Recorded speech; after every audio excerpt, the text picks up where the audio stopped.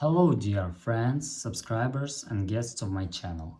In this video I want to show and tell you how to change country in App Store.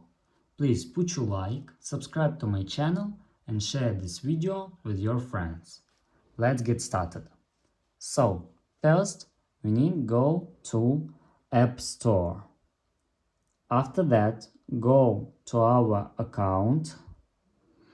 Click on name of our account and here click country and region.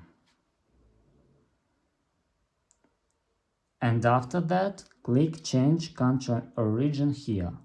And now you can choose any region in App Store. And that's all. If you enjoyed this video and found it helpful, please put your like, subscribe to my channel and share this video with your friends. Bye bye everyone, see you later.